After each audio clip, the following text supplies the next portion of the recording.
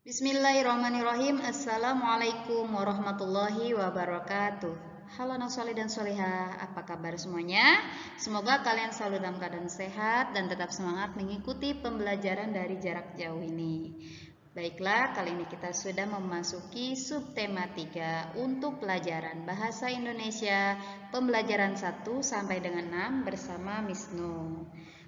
Oke anak-anak, sebelum kita memulai pembelajaran, mari kita awali dengan berdoa bersama. Praying rule. Bismillahirrahmanirrahim. Rabbi zidni ilman nafi'a warzuqni fahma. Ya Allah, please give me your blessing of knowledge and understanding. Amin. Oke, di sini Miss akan bertanya, siapa yang suka dengan bertualang? Nah, untuk kegiatan pramuka itu dapat melatih keberanian. Misalnya ketika melakukan kegiatan petualangan. Bertualang itu artinya mengembara pergi ke tempat yang baru. Dalam pramuka terdapat kecakapan yang dibutuhkan untuk bertualang. Misalnya ada juru peta, pengamat, dan pencari jejak. Dengan bertualang kita dapat menambah pengetahuan. Apakah kamu senang bertualang? Yuk kita pelajari di pembelajaran 1. Nah, oke. Untuk pembelajaran 1. Apa saja yang kamu perlukan ketika bertualang? Kamu harus mengetahui cara menentukan arah dan tempat penting di sekitarmu. Keterampilan tersebut merupakan syarat untuk mendapatkan TKK juru peta. Apa sih itu TKK? TKK artinya tanda kecakapan khusus. Ya, kepanjangan dari tanda kecakapan khusus. Dan apa saja yang perlu kamu persiapkan sebelum bertualang? Ini dia contoh lambang TKK juru peta. Ya. Mari kita amati. Nina dan teman-teman ingin memperoleh TKK pengamat untuk pramuka siaga. Pramuka siaga itu tingkatannya untuk sekolah dasar ya, seperti kalian. Untuk mendapatkan TKK tersebut, ia harus memenuhi syarat tertentu. Salah satunya adalah harus dapat mengikuti jejak sejauh 1 km dengan menggunakan tanda jejak sederhana. Nina dan teman-teman mengikuti tanda jejak yang disiapkan oleh pembina pramuka. Ketika mengikuti tanda tersebut, Nina juga mengamati tanda-tanda lain di jalan yang dilewati, yaitu beberapa rambu lalu lintas. Oke, kita simak dulu. Di sini ada lambang TKK pengamat. Selain belajar tentang tanda kecakapan khusus, kita juga akan belajar rambu-rambu pada lalu lintas. Ya. Ayo memahami arti rambu-rambu lalu lintas. Perhatikan contoh rambu larangan berikut. Biasanya untuk rambu larangan itu berwarna latar putih dengan warna lambang atau tulisan merah atau hitam. Oke? Oke, sip. Next, kita lanjutkan. Berikut adalah rambu-rambu lalu lintas larangan. Di sini ada rambu S dengan garis merah. Artinya dilarang berhenti untuk kendaraan ketika menemukan rambu ini. Oke. Kemudian ada rambu kendaraan dilarang masuk. Ini tidak boleh masuk ya. Next. Rambu berikutnya adalah larangan parkir untuk kendaraan sampai jarak 15 meter dari tempat pemasangan rambu tersebut. Kemudian ada rambu larangan berbelok ke kiri dan ada juga larangan berbelok ke kanan. Nah, adik-adik, kali ini juga kita akan belajar diskusi. Apa itu diskusinya? Kita lihat. Dalam perjalanan dari rumah ke sekolah, adakah rambu lalu lintas dan zebra cross yang kamu lewati? Apa arti rambu lalu lintas yang kamu lihat tersebut? Oke, coba perhatikan gambar berikut ini. Zebra cross itu adalah tempat penyeberangan pejalan kaki. Biasanya zebra cross berbentuk garis-garis putih tebal. Nah, itu dia zebra cross. Ya, kalian dapat melihat di jalan raya. Kalau lewat jalan kampung biasanya cuma ada polisi tidur ya. Oke.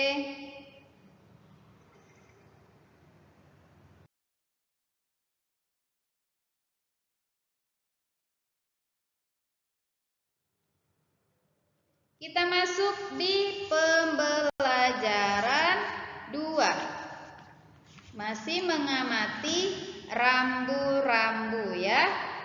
Di sekolah Nina ada kegiatan Jambore Pramuka Siaga antar sekolah. Di sana Nina akan berkenalan dengan anggota pramuka dari berbagai daerah. Tempat dilaksanakannya Jambore Pramuka Siaga itu cukup jauh dari sekolah. Mereka berangkat ke tempat tujuan dengan menggunakan bus. Jalan yang dilalui berkelok-kelok dan menanjak. Di sepanjang perjalanan, Nina mengamati banyak rambu lalu lintas yang dipasang. Nah, rambu lalu lintas tersebut berwarna dasar kuning seperti berikut ini. Ini namanya rambu-rambu peringatan. Nah, kalau kalian menemukan rambu ini yang berwarna kuning, ini artinya jalanan menanjak terjal dan harus hati-hati ya. Kemudian ada rambu banyak tikungan. Tikungan pertama ke kanan. Biasanya kalau jalan ada tikungan, jangan pernah untuk menyalip, apalagi kendaraan bermotor ya, berbahaya karena akan menyebabkan kecelakaan. Kemudian ada juga rambu bagian tepi rawan longsor ya, biasanya ini di tebing pegunungan ya, yang curah hujannya cukup tinggi. Hati-hati jika menemukan rambu seperti ini ya, ini rambu peringatan. Kemudian ada jalanan licin. Kalau kita melewati jalanan yang licin juga harus hati-hati sebab bisa menyebabkan kecelakaan. Jangan ngebut-ngebut ya. Nah, rambu-rambu tersebut itu termasuk rambu peringatan adanya kemungkinan berbahaya atau bahaya. Selain rambu tersebut, rambu peringatan apalagi yang kamu ketahui? Nah, mari kita pelajari bersama-sama. Ini dia pembelajaran 3. Apa yang biasa kamu lakukan sepulang sekolah? Kamu dapat bermain keluar rumah sambil bertualang. Mari kita amati lingkungan sekitar. Ada banyak hal yang dapat kamu pelajari. Ayo membaca. Sepulang sekolah, Nina bermain dengan teman-teman. Mereka akan bermain di lapangan dekat rumah. Jalan yang biasa mereka lalui ditutup karena sedang dalam perbaikan. Nina dan teman-teman melalui jalan lainnya. Mereka baru pertama kali melalui jalan itu dan mereka mengikuti rambu petunjuk jalan seperti berikut. Nah, ini namanya rambu-rambu petunjuk. Ada apa saja?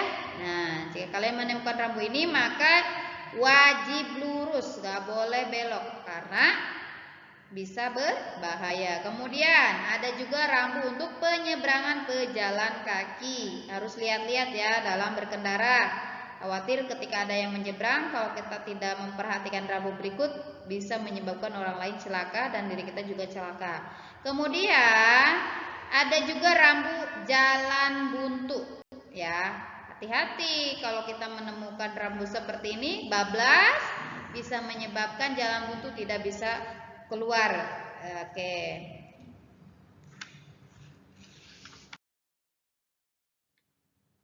Nah, ada di pembelajaran 4 masih belajar mengamati. Perhatikan rambu petunjuk berikut ini. Oke, simak dengan baik ya. Apakah kamu sudah bisa bermain kucing dan tikus?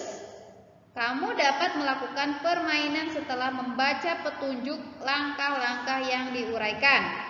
Petunjuk juga terdapat di jalan raya dalam bentuk rambu lalu lintas. Oke, perhatikan petunjuk berikut ini.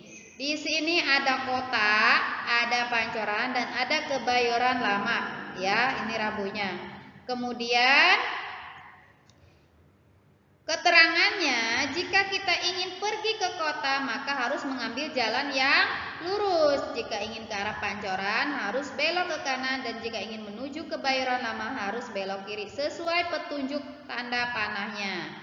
Kemudian rambu berikutnya ada Tomohon dan Tondano. Keterangan di sini, petunjuk jarak dari tempat rambu Tomohon adalah 3 km, sementara jarak ke Tondano sejauh 15 km. Kemudian yang terakhir, Jalan Tol Jagorawi 10 km. Keterangannya, petunjuk ke Jalan Tol Jagorawi yaitu ke arah kanan dengan jarak 10 km. Paham ya?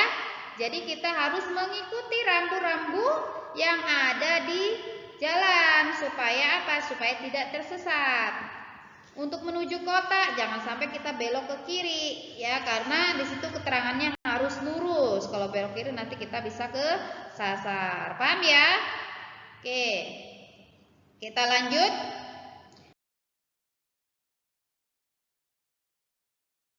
Di pembelajaran 5.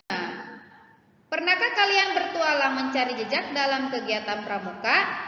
Apa saja sih petunjuk yang diberikan oleh pembina pramuka ketika kita mencari jejak? Oke, kita lihat dan kita amati bersama-sama. Dalam kegiatan mencari jejak, biasanya terdapat tanda yang menunjukkan suatu tempat, arah, atau keadaan alam. Tanda atau simbol tersebut bermanfaat sebagai petunjuk bagi anggota pramuka. Misalnya, tanda jejak berikut ini yang terdapat dalam kegiatan pramuka. Tuh, kalau kalian menemukan tanda panah lurus, berarti kalian harus mengikuti jalan ini. Kemudian 5 langkah ada surat, kembali ke tempat semula, dan perkemahan. Ini biasanya ada di buku SKU, syarat kecakapan umum ya, dalam pramuka. Nanti kalau sudah kelas 4, 5, dan 6, kalau kegiatan kita sudah kembali normal, kalian bisa mempelajari pramuka dan materi pramuka supaya lebih paham. Kali ini kita belajar pengenalannya dulu ya, rambu-rambu atau tanda jejak yang ada dalam kegiatan pramuka. Kemudian, rambu petunjuk tempat. Perhatikan, tahukah kamu di sekitar kita pun terdapat simbol atau lambang yang menunjukkan tempat. Simbol tersebut dipasang dalam bentuk rambu lalu lintas. Sebelumnya kalian pernah atau sudah mempelajari rambu larangan, rambu perintah, dan petunjuk arah. Selain rambu tersebut, terdapat juga rambu petunjuk tempat. Contoh rambu petunjuk tempat antara lain sebagai berikut. Nah, seperti yang biasa kita lihat di jalanan, kita pernah melihat rambu ini. Berarti sebentar lagi kita akan menuju rumah sakit. Betul? Lambangin seperti ini. Biasanya ada rumah sakit di sekitar tempat tersebut. Kalau ada rambu itu ya. Kemudian, nah ini rambu apa? Tempat parkir. Ini boleh parkir kalau tidak ada keterangan garis merah di sini ya. Kemudian SPBU. Ya, SPBU itu pom bensin yang biasa kita lihat di daerah Citra Raya ini ada 3 ya. Samping sekolah kita tuh ada Shell, kemudian ada di Bundaran 4 dan ada di Bundaran 3 yang menuju arah Cukanggali ya. Kemudian, nah rambu ini biasanya dikenal dengan rumah makan atau restoran ya. Banyak sekali restoran yang menjamur di sekitar kita daerah Citra Raya ini ya, rumah makan. Pasti semuanya pernah melihat ya. Makanya kalau Miss itu kalau bepergian suka lihat kiri kanan.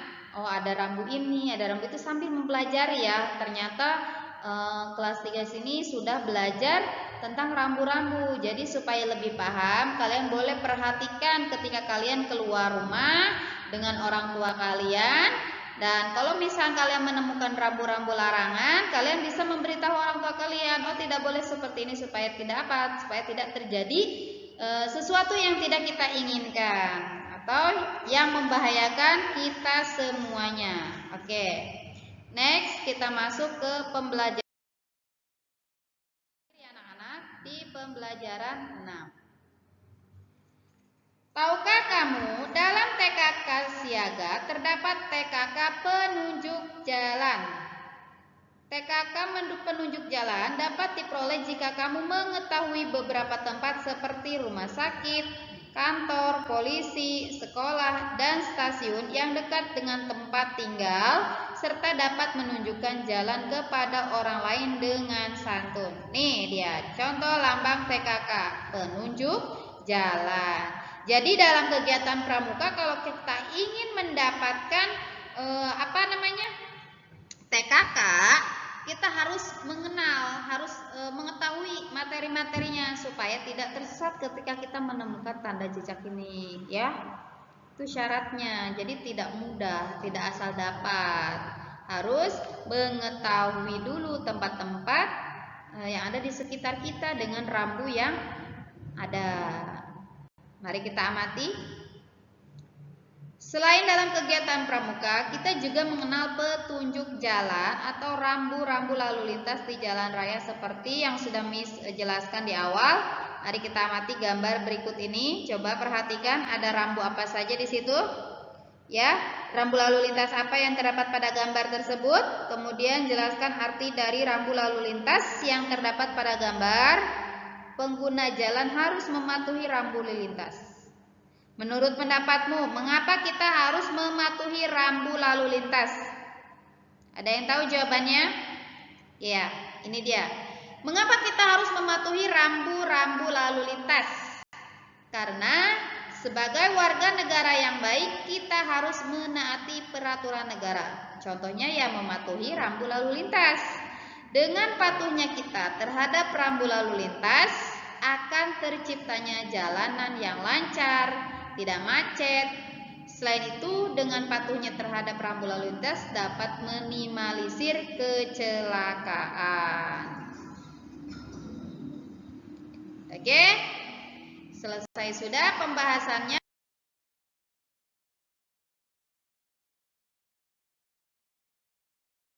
Dari pembelajaran 1 sampai dengan 6, Miss berharap kalian dapat mematuhi rambu-rambu yang ada di sekitar kita dan dapat mengenal ya rambu-rambu larangan, rambu petunjuk, rambu tempat supaya tidak tersesat dan tidak terjadi sesuatu yang tidak kita inginkan.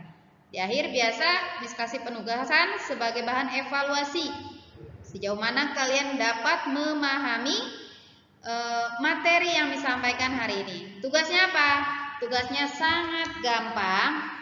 Kalian silakan buka buku tematik 3H halaman 81 bagian nomor 2 A dan B untuk muatan pelajaran bahasa Indonesia. Kerjakan di buku paket. Kalian cuma tinggal menjawab sesuai rambunya ya. Petunjuknya seperti contoh yang ada di halaman sebelumnya. Terima kasih buat yang sudah menyaksikan video ini sampai tuntas. Semoga apa yang kalian simak, apa yang kalian pelajari bisa bermanfaat untuk kalian semua. Ya, sekiranya kalau ada yang ingin ditanyakan silakan tanya ke wali kelasnya. Kalau ada sesuatu yang kurang dalam penyampaian Miss, mohon dibukakan untuk memaafkan. Ya. Li'anna l'insan mahalul khoto'i wan nisyan. Tetap semangat meskipun dalam keadaan puasa. Jangan menjadi alasan kita untuk bermalas-malasan belajar, ya. Justru di bulan puasa ini, di bulan Ramadan ini kita harus banyak meraih pahala supaya kegiatan kita itu bermanfaat. Jadi belajar merupakan ibadah, puasa juga ibadah, pahalanya berlipat ganda. Tetap semangat dan jaga kesehatannya buat anak-anak kelas 3 semuanya ya. Semoga Allah memberikan kelancaran bagi yang menjalankan ibadah puasa ini sampai 1 bulan full. Tetap diberikan kesehatan dan panjang umur sehingga kita bisa dipertemukan kembali dalam keadaan sehat nanti setelah tahun ajaran baru. Ya, cukup sudah materi yang Miss sampaikan. Kurang dan lebihnya mohon dimaafkan. Billahi taufiq wal hidayah. Wassalamualaikum warahmatullahi wabarakatuh.